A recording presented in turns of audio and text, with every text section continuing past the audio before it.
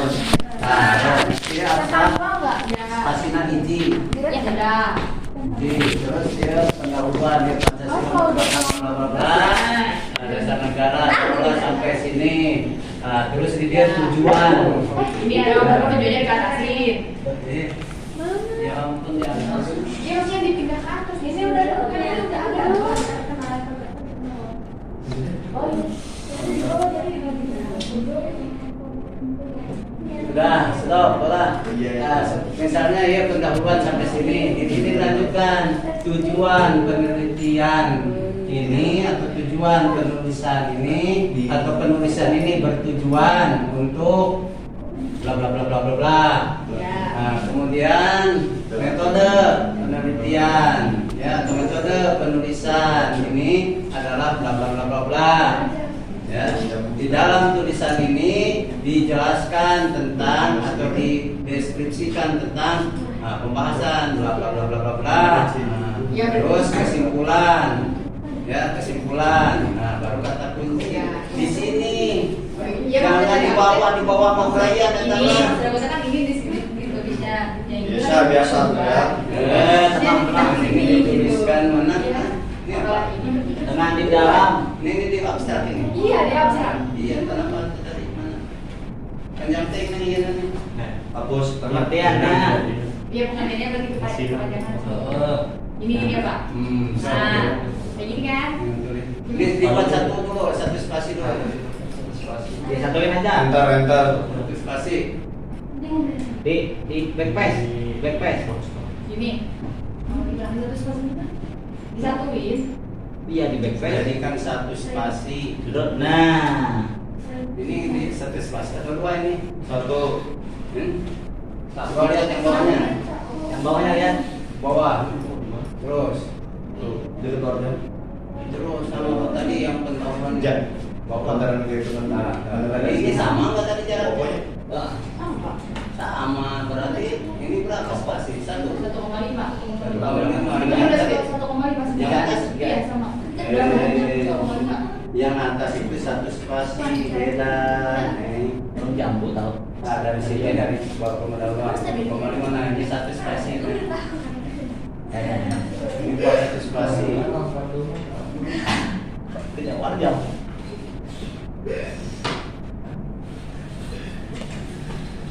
Ini. Sama dalam kiri. Tuh kejikan ya. Iya, mau Kalau dari itu belok kanan. Kalau dari sana belok kiri. Terus aja dulu.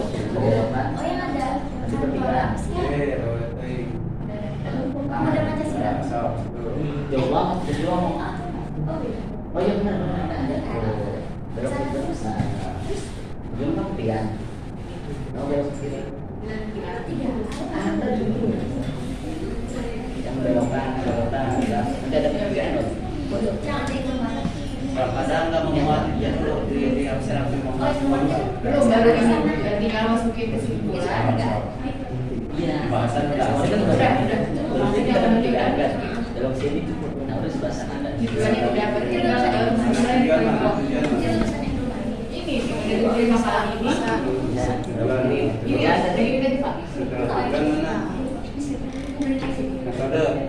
Tinggal metode sama kesimpulan berarti yang dimasukin kanan. Yang di sebelah Bagaimana saya lihat tadi ya.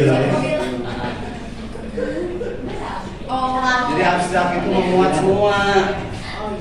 Ya dari awal dan pendahuluan sampai akhir sampai kesimpulan. Benar deh. Benar pusing. Hanya ringkasnya ada. Benar. Ini kan kemarin. Iya. Sana. Ujungnya kan dari ya. Dari lapangan itu ya.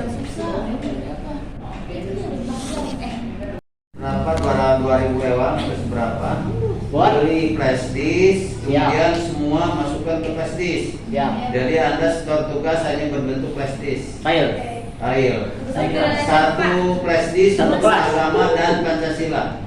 Oh, Ya, satuin ya. aja. Satuin aja. Iya, Baik, Pak. satu kelas ya Pak. Ya, satu kelas bukan Anda. Ya, sebenarnya ini yang berapa giga Pak? Bebas. Bebas. Berarti patungan, guys. Sebenarnya 12 Pak. 16 kilo 2 wae, bang murah. Lebih Kilo 2 tidak. Kapanpun, dimanapun, jika ingin mengubah generasi, melainkan harus dengan satu cara, yaitu cara sebaik-baik manusia mendidik sebaik-baik generasi. Siapa sebaik-baik manusia? Rasulullah Muhammad SAW. Dan siapa sebaik-baik generasi? Yang mendampingi beliau para sahabat. Ya, kawis bila alhamdulillah. Dan Islam lengkap, sempurna. Di dalamnya Al-Quran juga ada sumber rujukan hukum. Tahu kan?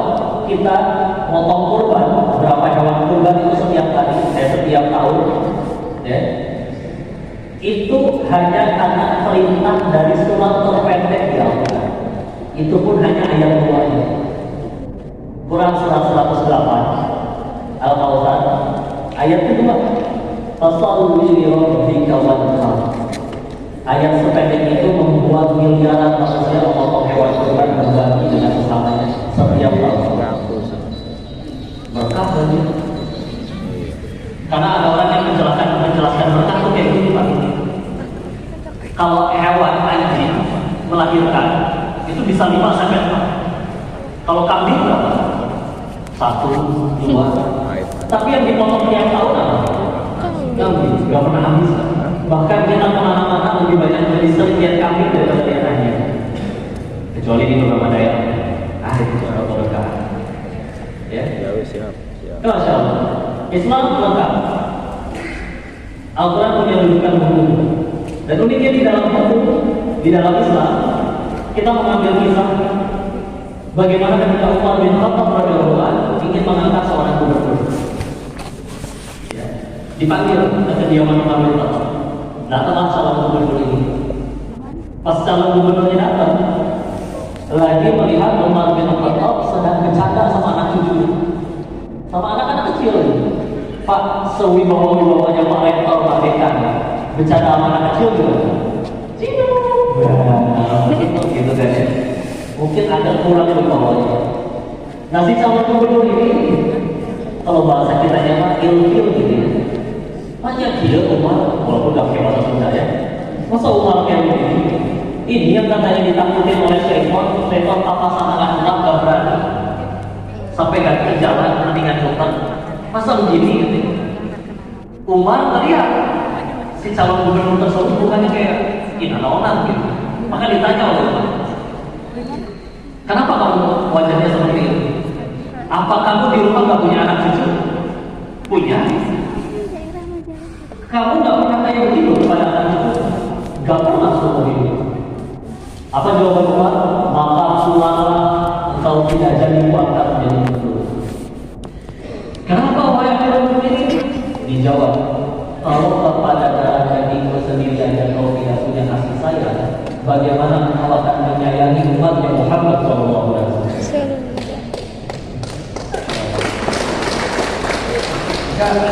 Bukan ya? Jadi kita bicara hukum, menegakkan syariat, dan bahkan dakwah demi Allah sumbernya satu. Ketika ditanya, kapan orang boleh mulai berdakwah? Kapan orang boleh mulai berbicara? Allah syaratnya satu, punya kasih sayang. Aku sayang kepada anakku, makanya dia mau ninggalin sholat, aku selalu marahi daripada nanti kita berpisah. Meskipun si anak-anak berkata mama bawel, papa bawel, justru karena saya Pak Punten, kalau punya saudara atau anak, Punten kecanduan narkoba, udah sakau kebetulan di kamar. Pilihannya 2, diikat atau dikasih narkoba sampai mati overdosis. Diapain? Ikat, biar supaya nggak bisa ngambil narkoba. Mungkin si anak itu bakal mikir, papa mama jahat, bilangnya saya. Aku udah gemeteran kayak gini masih nggak dikasih juga. Sekarang kita balik. Itu anak diikat sama orang tuanya. Untuk urusan ampunan Allah, alasan kita berbuat baik adalah tadi. Kalau setelah orang itu maksiat dia langsung mati, kalau setelah kita maksiat kita langsung mati, padahal tidak dari Allah mematikan kita.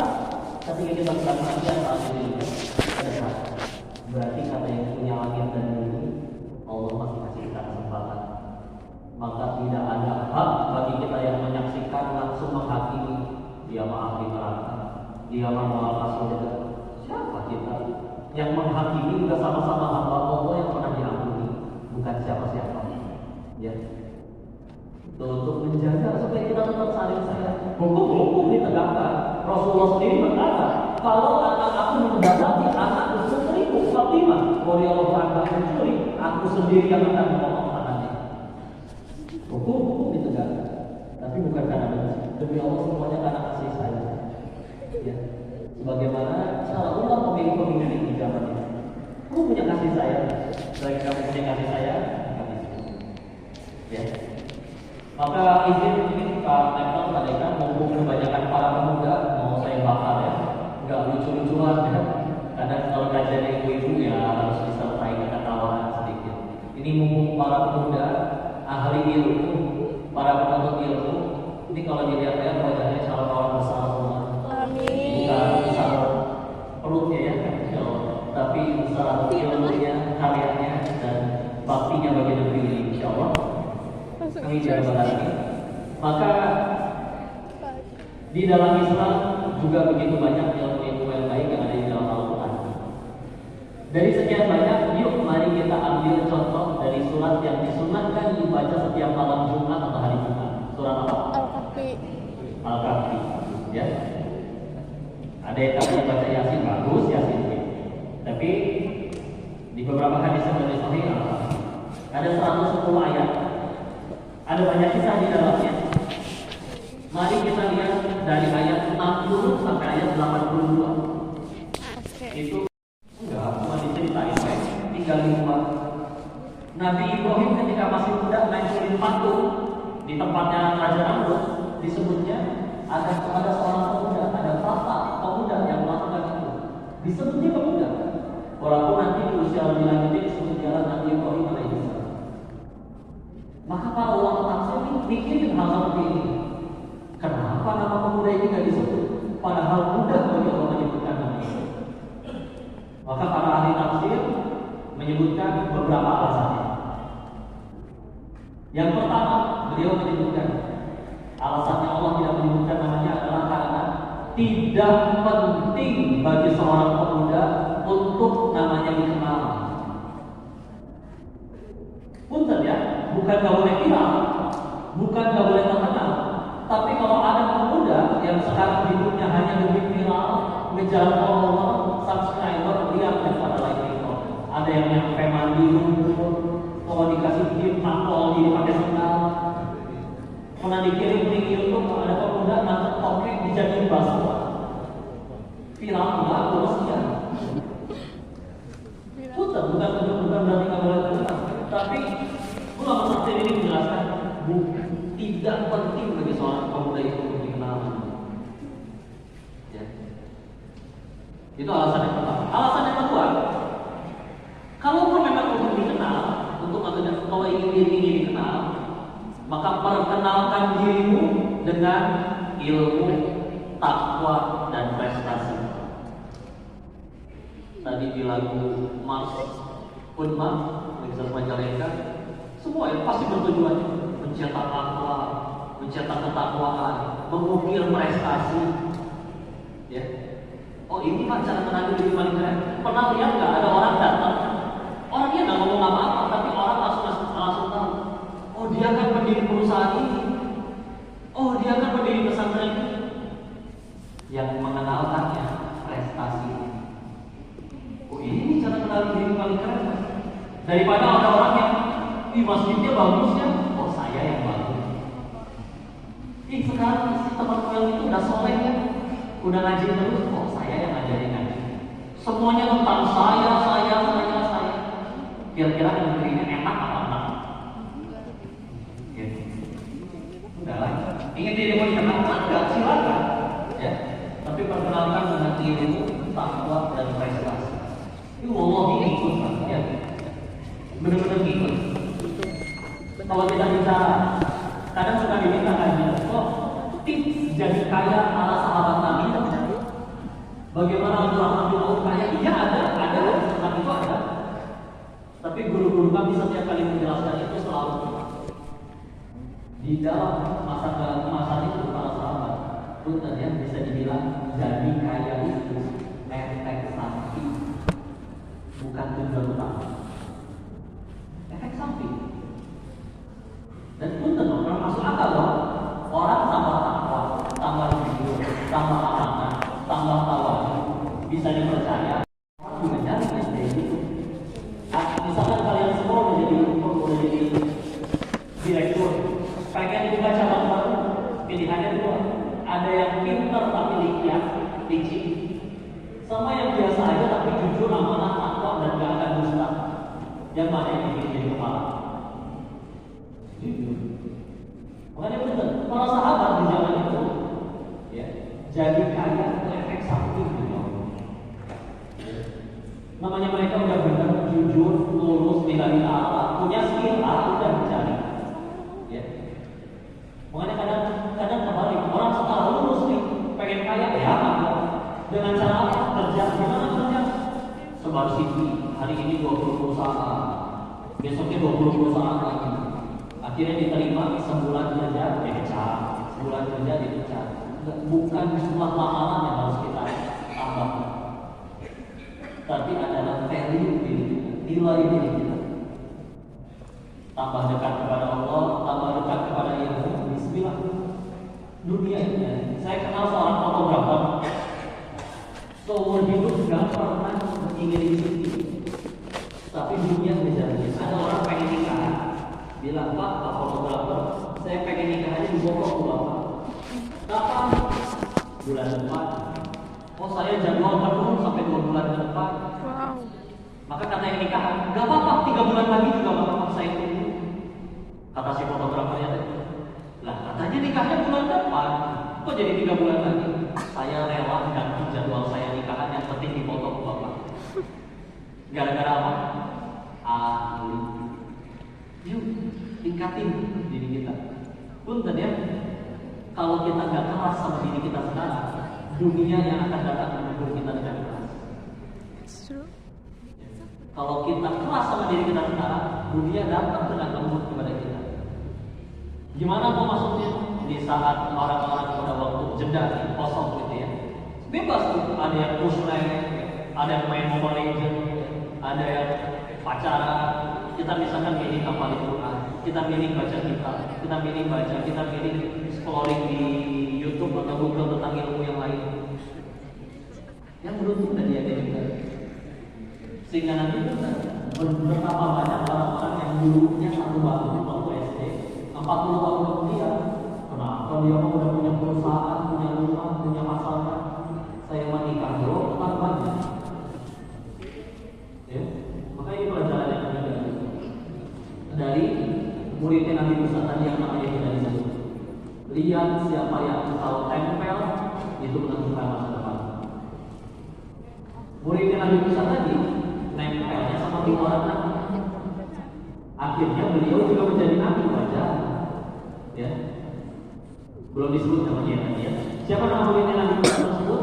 Kalau kita baca tafsirnya, disebutkan namanya adalah Yusha bin Nun.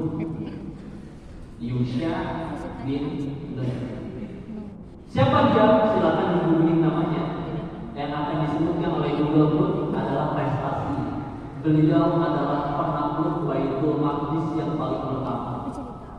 Jauh sebelum Umar bin Khattab, sebelum Sayyid Salahuddin alaihi. Karena ini zaman Nabi Musa. Kenapa?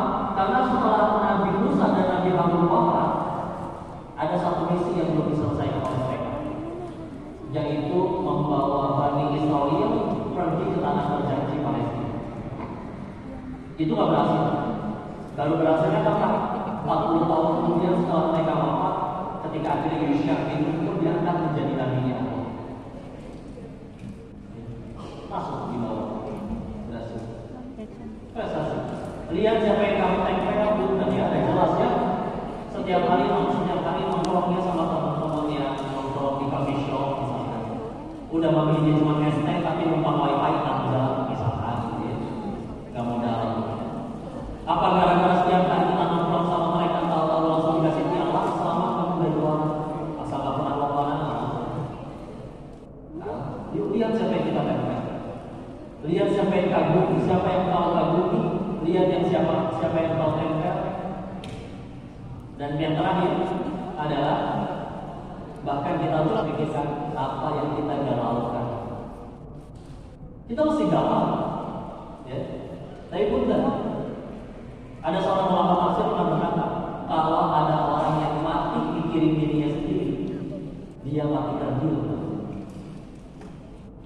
Tapi ada orang jika dia wafat dalam keadaan mikirin orang lain, mikirin umatnya, mikirin bangsa dan negerinya, agamanya, di saat itu dia bisa mati bersama.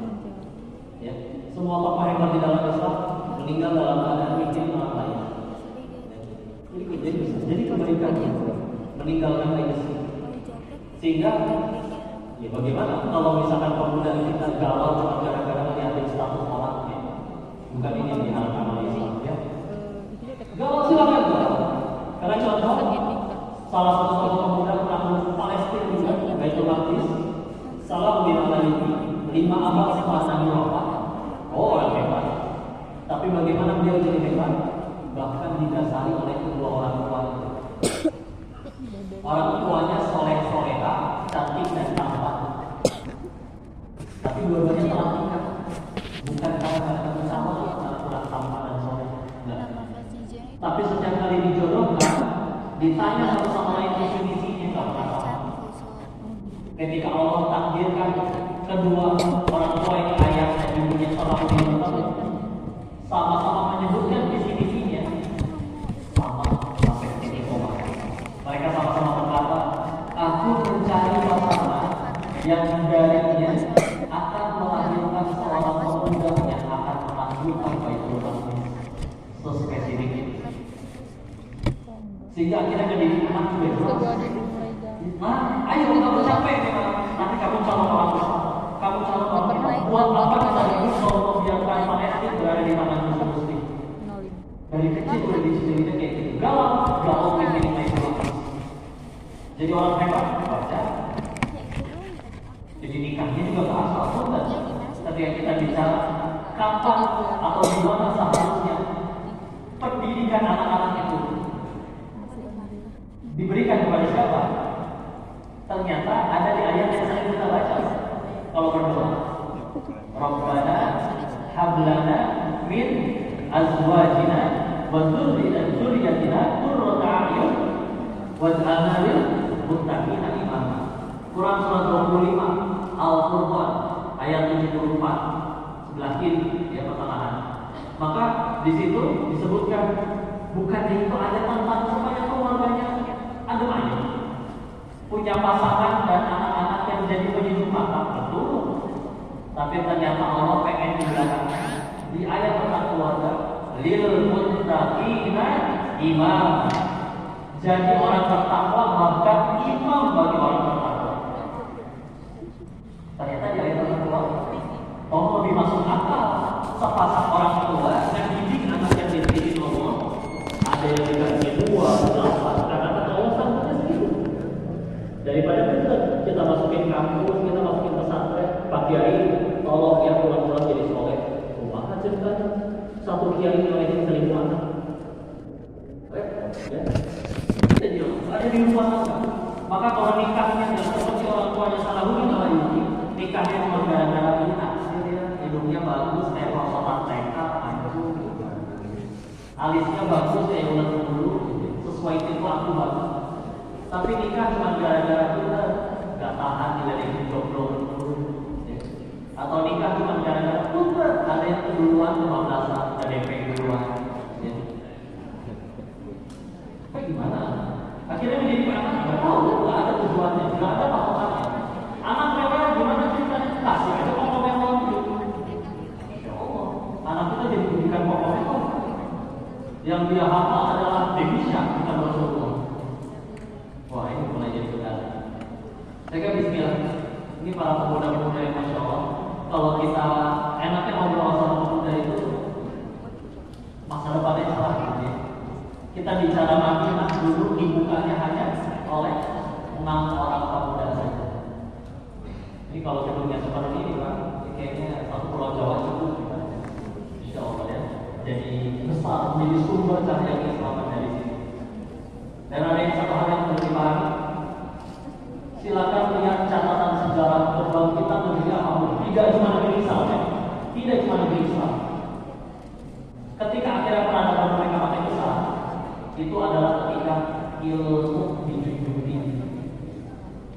Yang mudanya suka ngaji, suka punya waktu luang, membaca sesuatu, pokoknya nyari aja, cari sesuatu yang baru, tambahan ilmu. Dan silakan dicari entah di peradaban manapun, kapan peradaban itu jatuh atau mulai turun dan hancur, ketika hiburan yang dijunjung tinggi. Kita nggak bahas hal haramnya, ya boleh nonton drakor, masih nonton TV masih boleh, dengar radio masih boleh, nonton YouTube banyak kebaikan.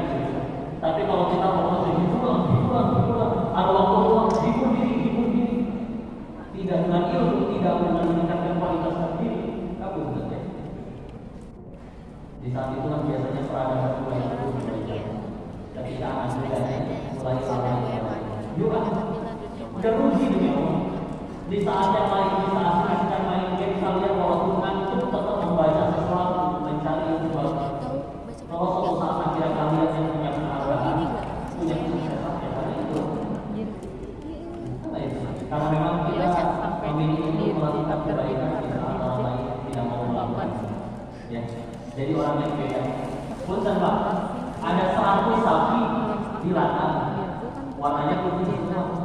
Di tengah-tengahnya ada 1 sapi warna kuning. Beda sendiri. Kelihatan nggak beda Pak? Kelihatan nggak? Kelihatan. Padahal cuma 1 dari 100. Kan gampang. Kalau pengen jadi kebaikan, jadi berbeda, jadi manfaat, lakuin yang orang lain kalau lakuin yang kita. Ya, Bismillah. Itu semua akan kembali kepada kita dan semoga yang disampaikan meskipun singkat ini bisa jadi kebaikan. Ya, ini dikembalikan dulu pada kakak-kakak. Ada tanya jawabnya? Ada ya? Silakan disediakan waktu. Barangkali saya ada salah menyampaikan. Dr. Jemil SRM, padahal saya salah satu dosennya. Jadi beliau itu S1, S2-nya adalah dari rumah.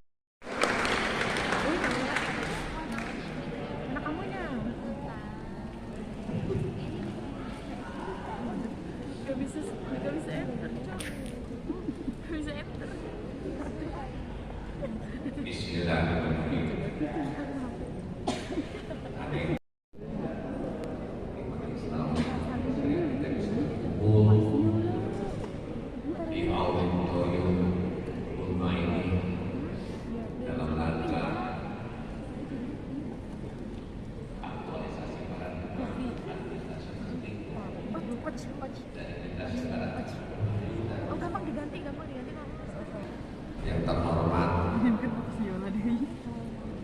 Bapak Rektor Unma,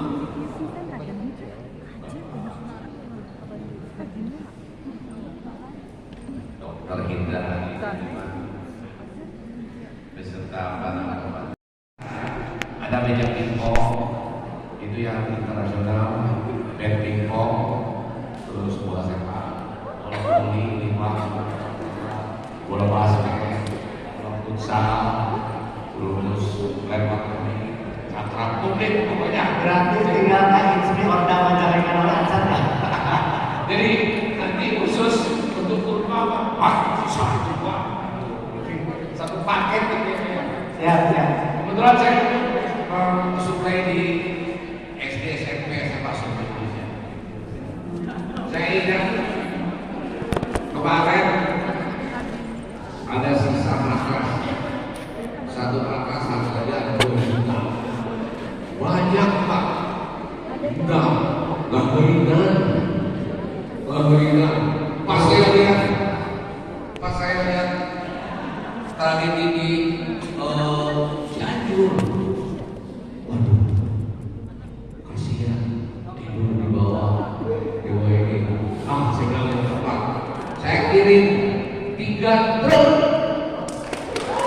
Alhamdulillah, diterima sama bupati, diterima betul-betul bermanfaat. Alhamdulillah, ini yang tepat itu. Ini ada 2 lagi ya Pak, jadi umpama lagi khusus. Ya. Ada Mas Beda barangkali ya. Ini 2 lagi nih, 2 lagi apa ya? Gampang nih.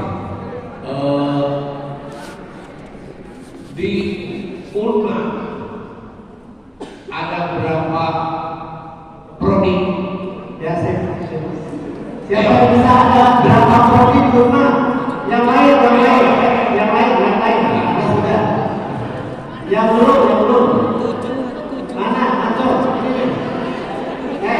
Ini pakai.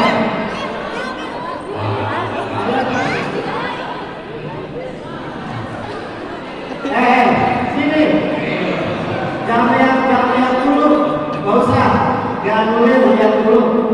Yang belum. Sini, enggak.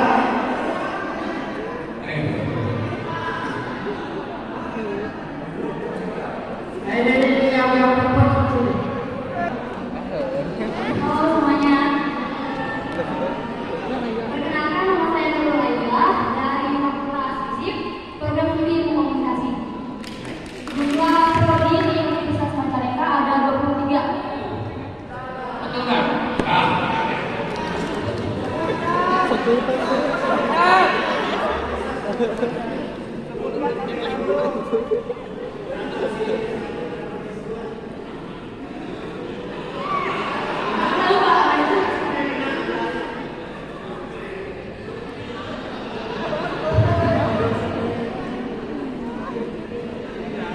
Jadi ada 21 prodi di S1 dan 2 prodi di S2, jumlah 23. Ya. Salah satu dari Ulma.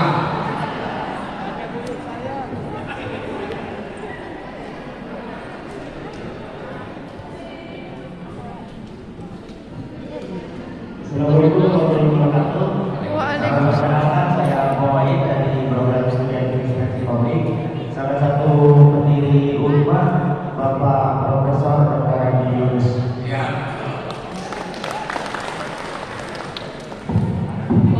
Jengkarna terakhir.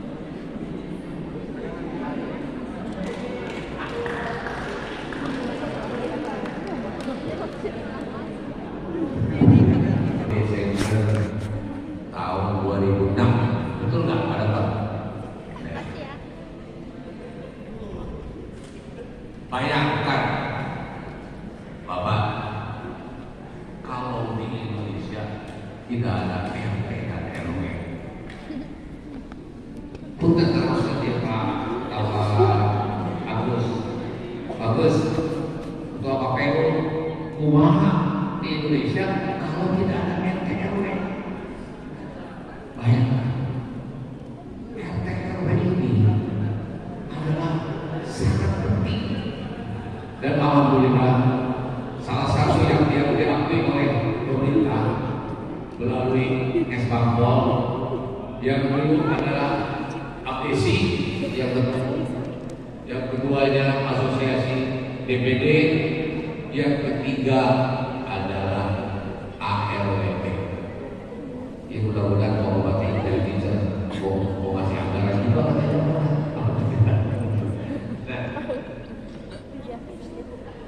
Sementara ini banyak yang mengesampingkan RT. Padahal peran RT ini sangat menentukan negara. Tidak ada dari presiden sampai desa, terus dari desa program RT. Segala macam yang berurusan dengan rakyat, RT ini berperan. Jadi RT ini sebetulnya subjek demokrasi, bukan objek. Bukan hanya waktu siswandi baru RT ini berperan, atau ada cara apa yang pasang bendera baru RT ini berperan. RT itu betul-betul lapisan masyarakat yang paling bawah dan yang bergerak dan bekerjasama dengan pemerintah. Nah, selama ini sekali lagi saya sebagai ketua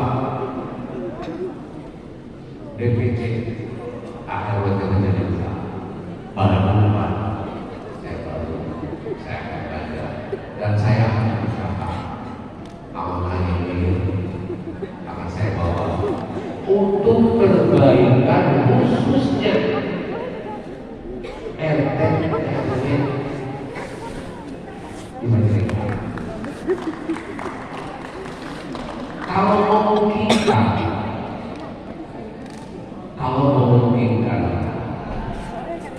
jangan hanya di Majalengka, tetapi di seluruh Indonesia. Sementara ini RT RW yang diperlukan hanya di Jakarta. Di Jakarta itu Pak, fasilitas lihat tiap bulan minimal dapat UMK 5 juta. Sedangkan di Majalengka saya tanya 150.000, kadang-kadang diacu ketika 3 bulan baru diterima. Padahal powernya kok betul-betul. Nah ini nggak boleh kampanye ya. Kalau saya Allah memberikan amanah kepada saya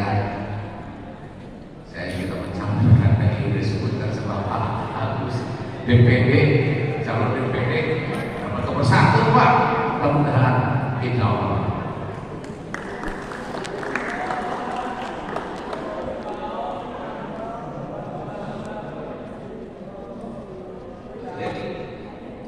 ARW ini mitra pemerintah. Kita tidak berpolitik. Segala macam unsur masyarakat bersatu. Jadi kalau namanya ke partai, kadang-kadang partainya hijau, pemimpinnya merah, ada geng.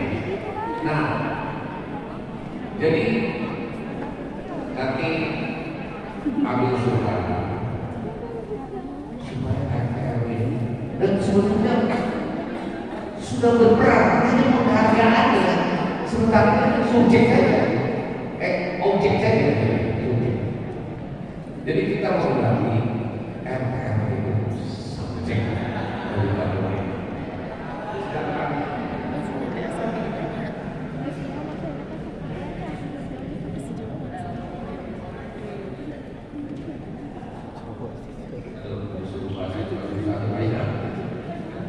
jadi ini apa?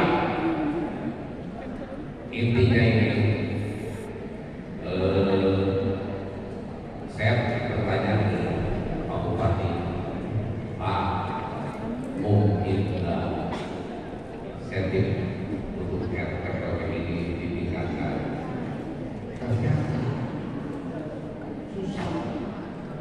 APBD-nya pas-pasan katanya. Pas-pasan 100 juta ini. Nah ini harus ada terobosan. Pak Bupati mengundangi banyak orang-orang daerah jadi pemimpin di pusat. Karena apa? Orang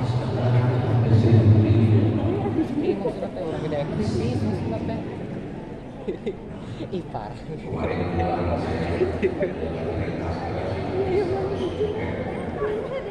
Wah, BTR. Orang daerah nggak boleh ngomong, ternyata rumahnya di sana gitu Pak. Sampai beliau ada katanya DPR RI sudah 3 kali di sini. Dia sangat minim. Biasanya tahun politik baru mempunyai para olahraga, sepak bola, nyarinya itu susah. Jadi kalau janji itu Jadi di bel, dihubungi, tidak pernah dijawab. Tapi pada saat tahun politik akan datang sendiri ke daerah-daerah dengan janji-janji palsu. Nah inilah, jadi saya mungkin ada nih materi tentang intinya sih Pak, saya akan berusaha menjaga apa yang kita katakan. Saya laksanakan, mudah-mudahan ada perbaikan di saat umur saya sudah muncul. Amin. Saya kadang-kadang di sini ada pemuda yang lahir di bawah tahun 50. Ada nggak? 2000-an. Jadi saya yang paling tua. Saya yang paling tua. Saya lulus SMA. Itu pakai cetak. Foto materi non. Iya. Udah. Dengan bahan pokok. Ini peserta yang sampai di Saya dengan SBY, saya pernah membangun di Cibinong.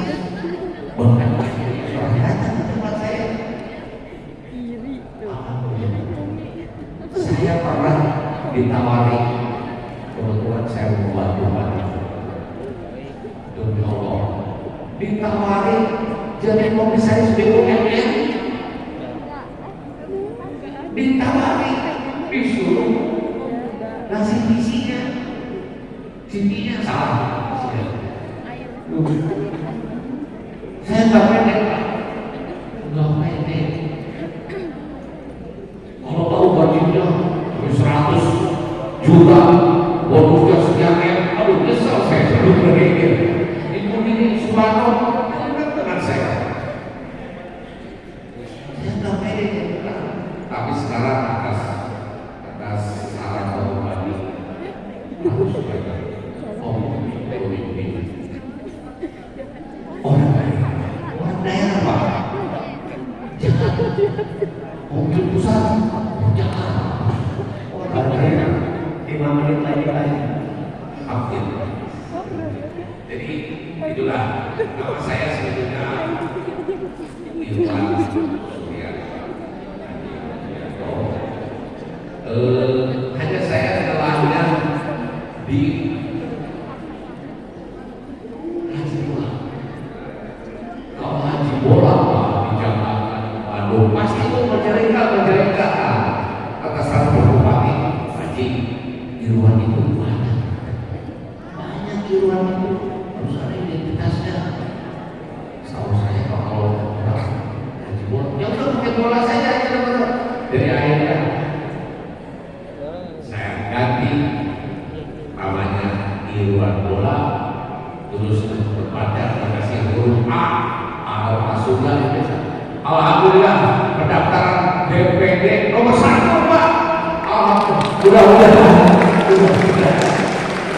nanti juga bisa Allah kalau mengizinkan saya juga mau di DPD di Jawa Barat. Jadi DPD pas ada menjadi gubernur Pak. Salah. Kadang-kadang tidak adil. Kalau itu bagus. Kadang-kadang tidak adil. Hak pilih 39 juta di Jawa Barat diwakili orang. Di Maluku sekian juta, 4 juta. Jadi kalau saya Allah memberikan hidayah kepada saya untuk jadi anggota DPD, saya tetap akan berusaha jadi ketua DPD. Keseluruhan itu di Jawa Barat, itu Pak. Aku mohon maaf ya, bukan apa ini ya. Jadi adik-adik, kalau mobil bangsa ini saya sangat gembira bisa berdiri di hadapan adik-adik sekalian ya.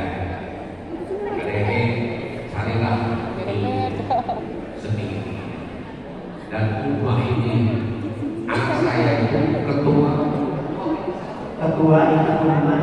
Alumni waktu beliau waktu saya beliau anak sendiri. waktu di motor selesai motor pengennya ke Al-Azhar ke Al-Azhar Saya Sampai ke sana. nggak ada. Udah di Majalengka aja. Udah punya rumah nggak apa-apa. dan alhamdulillah sekarang rumah ini merupakan kebanggaan Majalengka. Tepuk tangan. Ya. Ini sambutan atau apa ya kalau terbiasa. Waktunya habis tadi. Buat Jadi sekian ini, mohon maaf mungkin kata-katanya juga sudah baik ya, tapi yang jelas saya berdiri di sini berluas kehormatan yang diundang sama manusia dan saya berkenan meningkat karena kita ini kan kulitnya terpapar sinar UV nih, terus kitanya nggak pakai sunscreen, nggak pakai perlindungan apa-apa ya. Dari situ tuh bakal muncul beberapa penyakit, contohnya risiko kanker kulit.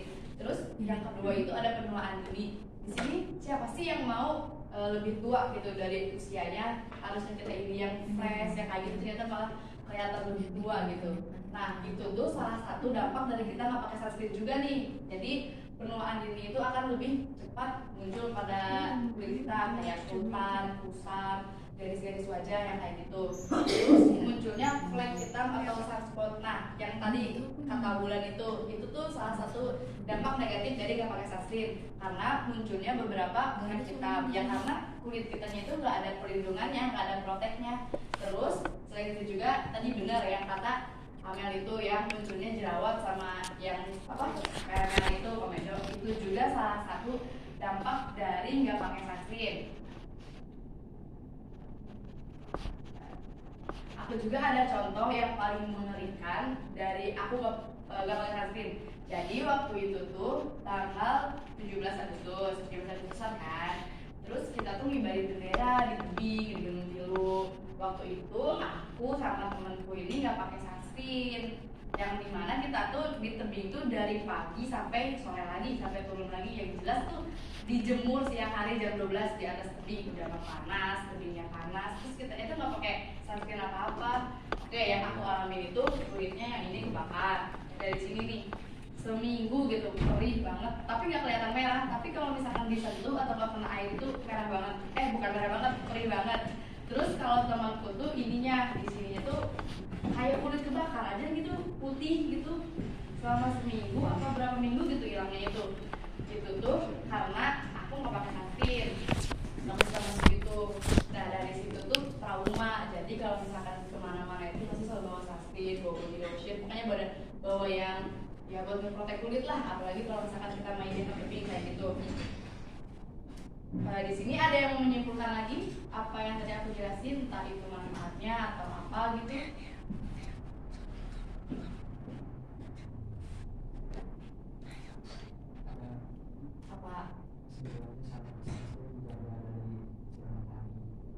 Kurang kedengeran. Sunscreen menjaga kulit dari Ya. sinar matahari. Yang lebih memprotek kulit dari sinar UV. Oke, adek mantap. Nah, sekarang kalian tahu kan manfaat atau enggak efek samping dampak buruknya dari kita nggak pakai sunscreen. Sekian dari saya. Wassalamualaikum warahmatullahi wabarakatuh. Waalaikumsalam warahmatullahi wabarakatuh. Oke, apa? Kita bahas sama bukanya biar misalnya maklum. Oke, coba tadi tentang sunscreen itu bisa menjadi sesuatu kisah yang bisa apa ya seru didengerin gitu ya pada saat namanya biasa memposisikan bahwa mereka audit itu memang punya masalah serupa perihal nggak pakai sunscreen atau yang pakai sunscreen.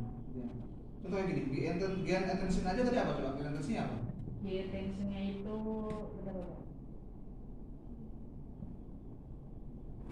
nanya Nanya apa? ada yang keluar rumah nggak pakai masker, nggak tahu nggak sih kalau ternyata menurut beberapa dokter kecantikan Nah itu pertanyaan biasa.